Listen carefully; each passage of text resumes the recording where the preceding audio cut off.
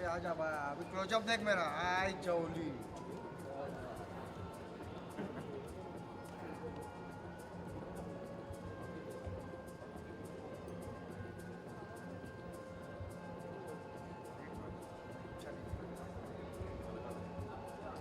Namaskaram. A very good morning to everyone present here.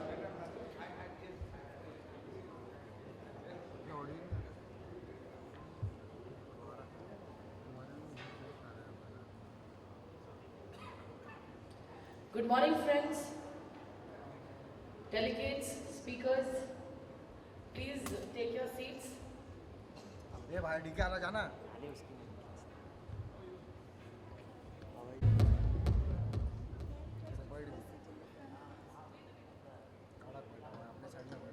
First of all, it's an absolute pleasure and honor to be here. I've heard yesterday was a massive success, so hopefully today continues in the same vein.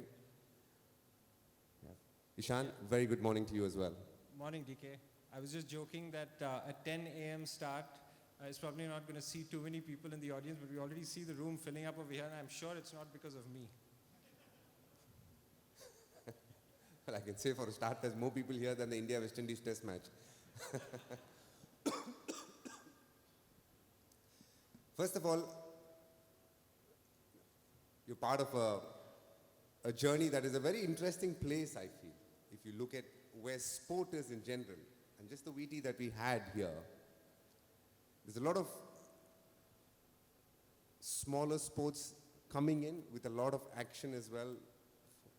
For example, Kabaddi is a great example. People didn't know what Kabaddi was before the PKL had started. Today, it is in a very, very different place. And then you have the beast like IPL, which is based on cricket.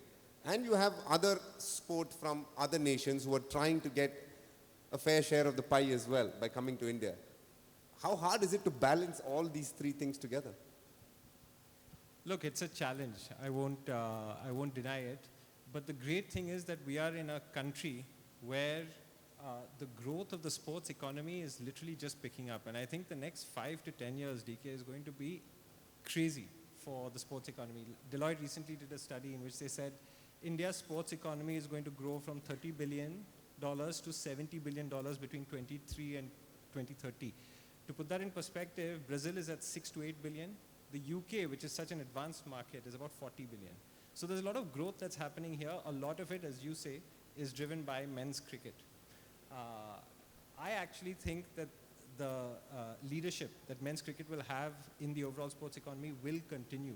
And the reason for that is the scale it operates at, the innovation that we are seeing in the way the product is actually designed and delivered, but most importantly, the quality of the cricket and the results that our team is putting up on the board. I think that's going to take care of men's cricket itself. But to your point, I think the big trend that we are betting on is the rise of sports in India. Whether those are established sports like tennis and football or kabaddi, or even new and nascent sports like esports. We think that's where we're going to see a lot of exponential growth. And that's not just because we would like that to happen, but it's because as soon as you have Indian talent and Indian sports people start to deliver really great results, you're going to start to see the growth of fandom in the country. I mean, just look at what Neeraj Chopra did for the javelin. The second big thing is there's so much investment going in at the grassroots level, whether it is from the government itself, which is really investing in multiple sports, but also from the private sector. And finally, you and I were just talking about this off stage, the role that technology is going to play in packaging up sports and presenting it as a personalized, immersive experience, which is different for you and different from me. I think that combination together is going to really drive the growth of other sports.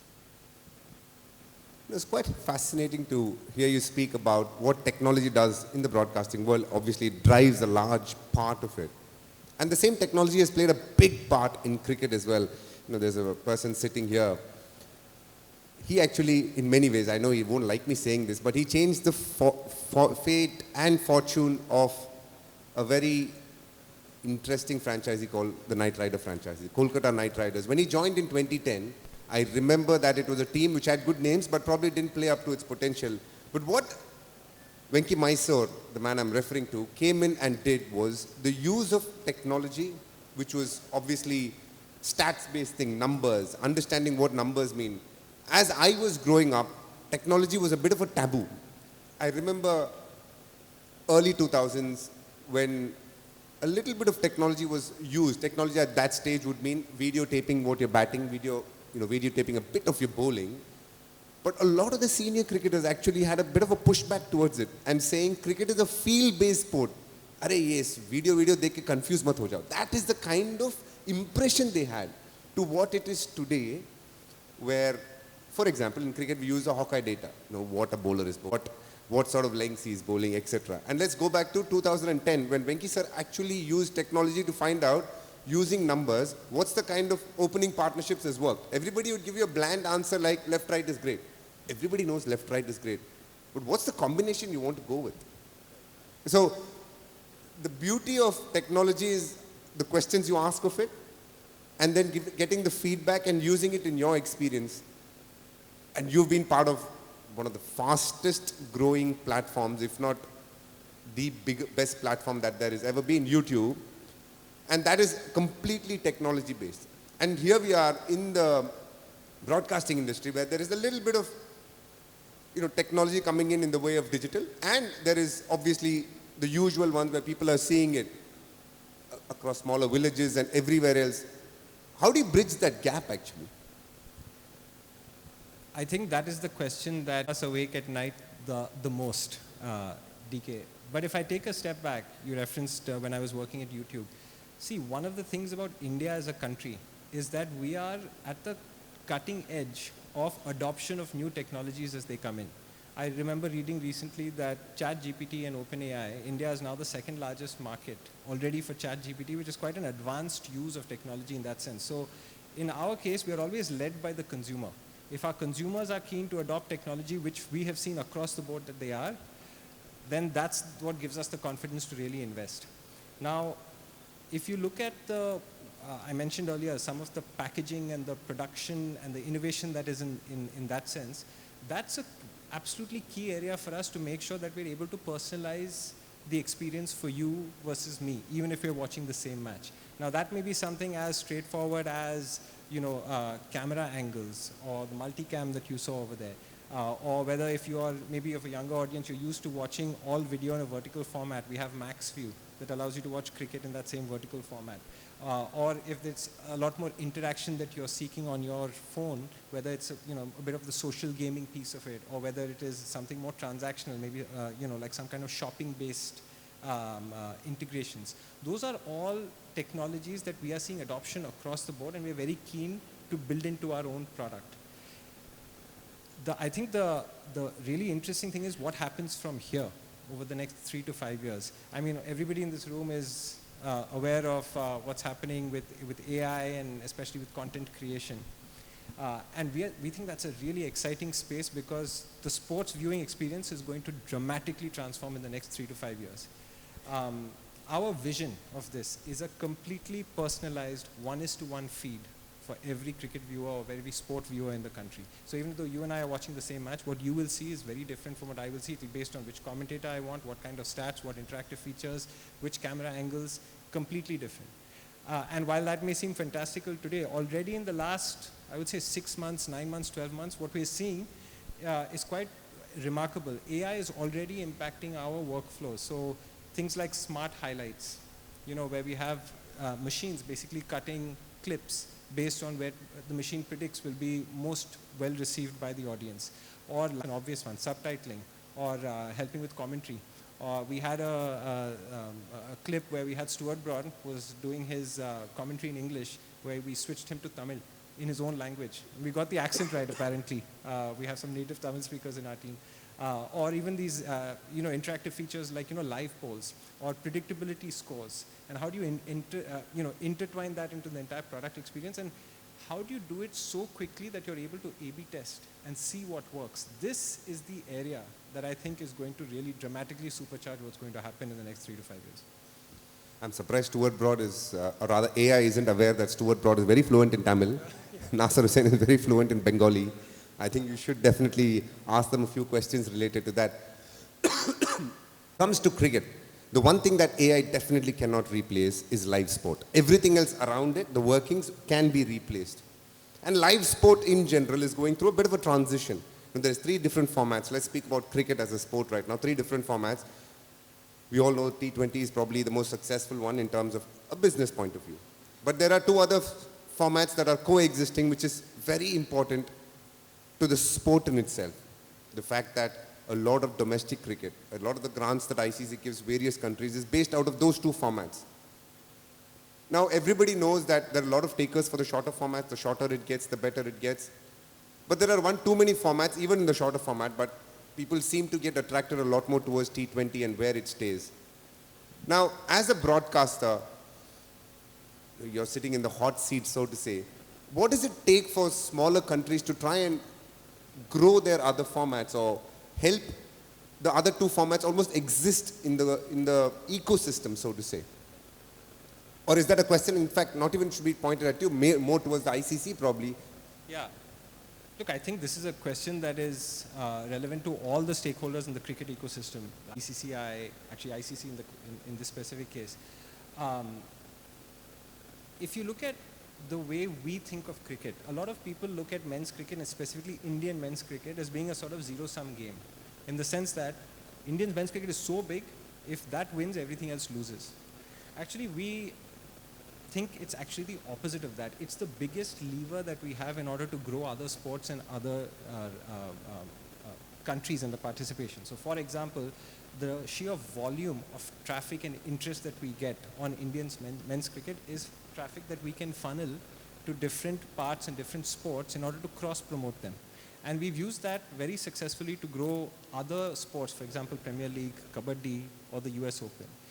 You spoke about the three formats. The India-England Test series that we were just talking about was the highest viewed Test series ever across our network. So it shows that there is still interest in these formats, at least amongst the core fans. And how are we able to then expand that interest to adjacent fan groups and build a really immersive experience? That is I think, the trick that we're always trying to get to. Now, on Premier League, are you a football fan or a tennis fan? Tennis fan, not so much Fan. football. Okay, then I'll take US Open as an example. On the AV, you would have seen that I think it's 28 million viewers that we saw on the US Open. 36% jump year on year over last year. Now, why is that? One of the reasons is one of the feeds that we did basically followed Indian athletes at the US Open. And even though the results maybe were not that great, but there was a lot of interest over there. This is a technique that we used even during the Olympics in Paris in 24. We had a special feed called India in Focus. And 65% of the overall watch time, live watch time that we saw in the Olympics came on that feed. And if we're able to take men's cricket, the funnel, and put it into that feed, that's the way that I think the cross-promotion will happen. And so from a broadcaster standpoint, that's the role that we can play in order to build up other sports. That's fantastic to hear. We all know how passionate a country India is. And to see the kind of interest they have towards Indian sports persons across sport is always fascinating to hear. But more importantly, when it translates into numbers, you can see that could be a very ongoing, consistent part of your process as well. The one of the fastest growing, I can't say a format, area in sport is women's cricket. And as we sit here today, there is a World Cup that is happening. Yes, it is the 50-over World Cup. But it seems to be a format that, when I say format, not the 50 overs, but the women's cricket seems to be a platform where young girls have actually, slowly but steadily, using WPL as the platform, taken it to the next level. You can see India now on par with Australia's, England's, of the women's cricketing world. Now, obviously, WPL has played a big part in it. And you all have definitely played the biggest part in it. Do you see that constantly growing as well? It is one of the biggest priorities for us to make sure that we get women's cricket and drive growth over there. And obviously, from a consumption standpoint, there is a lot of headroom. So from a business standpoint, it makes sense for us to do that. But I think more importantly, it's really important for women's cricket to grow, for our sporting culture overall as a nation to become more representative and inclusive. I have a 6-year-old daughter who's in school now, and she started playing cricket in school as a result of what's going on in the Women's World Cup. I just heard about this the other day, and it was so pleasing to hear. Because when that happens, then the whole flywheel kicks in. And what I mean by that is, you spoke about the WPL, but then there is investment from the government, from the private sector, broadcasters lean in, you have local leagues and franchises coming up, and when that starts happening, our results improve, the quality improves, and then we're not just at par, hopefully, with Australia and England. Hopefully we'll beat them in the next few weeks and take the cup. So, did you see the game on Sunday, the India-Pakistan game? Yes, very much. Did you have a favorite moment from? I must admit that I was genuinely looking forward to India having a convincing game, which they did, but there was a bit of a stutter through the middle, so I was a bit worried there, but they did, as expected, exceedingly well at the back end of the game. And India, as a team, is doing phenomenally well, and what for me is so keen, I mean, if you had to ask me the moment, I would say Harmanpreet's run out that she got. I think there was a lot of fire in it, and I quite like the way she leads the team as well. There's a lot of emotions behind it, and that's what you want to see. But yes, please. Yeah. And that's exactly the point. Say, like women's cricket, the quality, the standard that it has reached right now is a game in many different ways. I think it is incumbent on us as the broadcaster in order to be able to provide visibility for the game and tell the right stories. Now, provide visibility, that is all about making sure it has primetime programming, the right slots on television, the right kind of cross-promotion that is happening across men's cricket. Now, we have India-Australia coming up very soon. So how do we make sure we take that funnel and make cross-promote women's cricket in an appropriate way? That is, I think, what we can do on the visibility side. And on the storytelling part of it, there are so many stories over here, DK, which I'm sure you know better than anybody else. You know, taking us behind the scenes. We did a segment called Hum Honge Kamyab, where we, had access to the team's training session in Vizag. And of course, you saw them at the nets, you saw them do their fitness drills, but you also captured a lot of banter between the team that made it a lot more relatable to different audiences. And when it comes to player stories themselves, we've heard so many stories in Indian cricket of people who have come from, have overcome so many challenges in order to get to the Indian team. For women, it's just the next level. So the stories that we're able to tell, I think, are really interesting. For example, I think it is Shafali Verma, who was not able to play cricket in Rohtak. And her dad said, why don't you cut your hair and play with boys? And they just assumed that she was another boy playing at the nets. And so those kinds of stories, if we're able to bring out and tell in an appropriate, engaging way, that's what I think will lead to the growth of women's cricket also. When IPL in 2008, this is probably my last question on cricket, then I'll drill Ishan a little bit on generic sport as well. When IPL came about in 2008, there was a conscious effort to mix sport and entertainment. Does it still stand good today? Or has it shifted slightly more towards the analytical side of things vis-a-vis the entertainment side of things? Where do you sit with it, and where do you think cricket as a sport stands, especially in the IPL format? The great thing about cricket, and especially with the IPL, is because of the scale it operates on, there are many different fans, DK. There is the core sports fan who wants to go as deep as possible and figure out, like, this particular batsman who's coming, where did they make their debut in under 16, what much did they score in school cricket, etc. That's one segment. But as we're thinking about IPL, we are already operating at a scale. You saw it on the AV over there. Last IPL, we lit up 1.1 billion screens across TV and digital.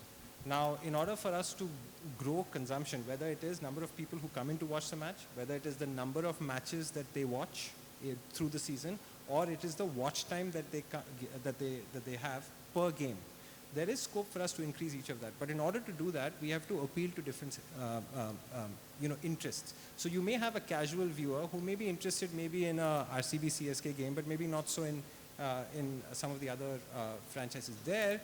Melding it with entertainment, maybe reaching out to the right kind of, Bollywood celebrities, or whether it is, YouTube creators, or even working on IP that we have. You saw in the AV over there, we have an IP called Motu Patlu, which is, we put the two characters right into the stream and had them engage with a kid fan as well as with a commentator, and that brought in it was very well received.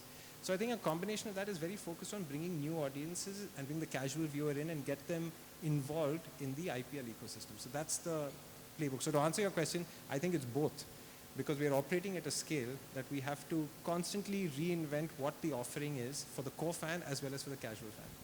I completely love your honesty here. A lot of people could have easily said, no, it's a lot of sport, but the fact is that it is something that India likes. India likes a bit of song and dance about it. And the fact that we love our sport. And there is the core cricket viewer who likes analytics, as you said. But there are people who switch on and have fun with just watching. They just want to have time, a good time. In fact, I'm not going to lie. I did watch a little bit of IPL in Bhojpuri because I heard it's very funny. Okay. So I didn't manage to do it. The fact that there is a couple of young cricketers who have done Haryanvi as well. These are languages that I'm not exposed to, but just watching them kind of commentate when somebody is hitting a boundary, the tones that they go in. All these I find very interesting. DK, you have no idea how much of a passionate debate that is within our team, which is which language, should we do it for all the games, does it make sense or not? So there's a lot of thought and analysis and effort that goes into making sure we have a good product. But a very good friend of mine who's the chief product officer at JioStar, his name is Bharat. He was in the US for 20 years or 25 years or something. So he was a cricket nut, watched only your commentary.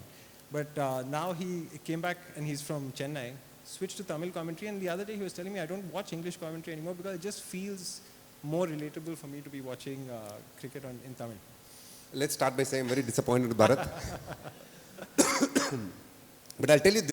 So I haven't heard Bhojpuri, but Tim David hit 3 sixes in the last over of a T20 in the last year's tournament.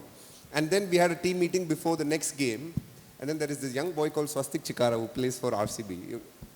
And he said, he went to Tim David. It's very funny in IPL how people who actually, Indians who are not fluent in English, become very good mates with people who are absolutely no connect with any Indian language. So Tim David and Swastik Chikara became very decent friends, let's put it that way. So before the team meeting, he goes, takes his phone and shows Tim David and tells him, I want you to close your eyes and listen to the commentary and tell me what is happening there. It was such a funny moment. Obviously, Bhojpuri go on a completely different tangent, and it's very funny as well. I could only hear Tim David laughing, not understanding the language. But the fact is that that's the kind of connect that people have with sport, at the same time the entertainment side of things, and the fact that you'll have cut across borders and gone to so many different languages is amazing to even think of. So on a lighter vein, let's finish this session by me asking you a couple of rapid fire, as I call it, but let's keep it very honest as well. I didn't know this was happening. Okay, so go for it. It's always important to bowl a googly at the end. If the batsman is not ready, you have a chance of a wicket there. So let me ask you 3 questions. Your favorite sport? Cricket. Your favorite moment in cricket? Oof. Venkatesh Prasad bowling Amir Sohail in the 96 World Cup. I'm dating myself here, as you can see. Let's finish off by saying your favorite cricketer. Oh, that is so tough. Okay, but in order to not to create any controversy, I'm going to choose a women's cricketer. Brilliant. Smriti Mandana. Lovely. We are due a big score from her. It's been an absolute pleasure talking to you, Ishan. I know we're getting, but I would be remiss if I did not take this chance, DK. I need to ask you a question, which I'm sure many people in the audience also have. I want to take you back to Colombo, 2018. The finals against Sri Lanka. We need 38 runs to win, I think, in 12 balls. You're at the crease. What's going on in your mind, and how did you take us past the winning line for that iconic moment in our history? I'm sorry, I have a bit of a cold, as you can spot in my voice. But let me just start by saying it was a very happy time in my career. Up until 2017, I played for various different teams. I kind of made up my mind that I want to be associated with an IPL team for a long time. And in that auction, I got picked for KKR. And there is Venki Mysore sir there, who is the CEO of KKR, who very much in favor of that decision, I'm hoping. I don't know, I haven't asked him, but it must have been the case, I guess. So in the lead up to that, it was a year-ending tournament. What I mean by that is that was the last tournament before the IPL started. So it was a year-ender. And about 3 weeks prior to that, he had called up and said, Dinesh, would you be interested in captaincy? And as you would know, he's done his due diligence and he's grilled me like he would grill anybody else and made sure that I would be a decent fit for his franchise. And that was a very important moment. So that is when I had also recently, just prior to that, started collaborating with my then coach, Abhishek Nair. So we had practiced these 10 ball, 12 ball scenarios quite a bit in the lead up to that. Not knowing what the future could hold for us, but definitely aware of the fact that there would be an opportunity to only play anywhere between 15 and 18 balls. So how do you create an impact in that?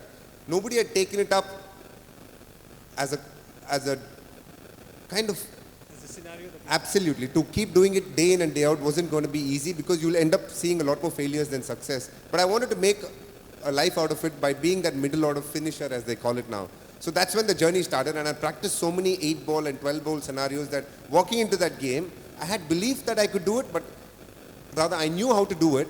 I hadn't done it in an international game before, but then I believed that I could do it. So when I went in there, it is so interesting. It's like being well prepared for an exam.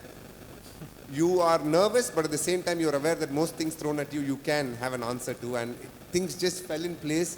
It happened from such a subconscious kind of place that I just reacted to whatever was thrown at me. The brain was working well. And then I think the stars aligned as well. And thanks to your X platform, even today, that is the most watched sports video. And that is something that I'm really proud of. But that for me was the highlight of my career. Every cricketer would be known for one or two things through their career. For me, definitely the Nidahas Trophy was something that I'll always be remembered by. Thank you. Thank you, DK. Thanks. And I just want to say thank you. It's been a terrific few minutes chatting with you, and all the very best with your new to journey. you as well. Thanks, DK. That we hear such candid reflections, sharp perspectives, and real stories from the heart of cricket and beyond. What a great fireside chat. Your words have sparked ideas, laughter, and inspiration. Going forward, the first panel is of the day is on cricketainment and beyond, the power of live entertainment. Live entertainment, especially sports, has redefined how India consumes media, stadium experiences, franchise cricket, and large-scale events have created an entirely new ecosystem. To open this session, we have a keynote by Mr. Venki Mysore, CEO Knight Riders Group and Red Chillies Entertainment. Venki sir, can we have you on the stage, please? A round of applause to Venki sir. Let's welcome him here for the round.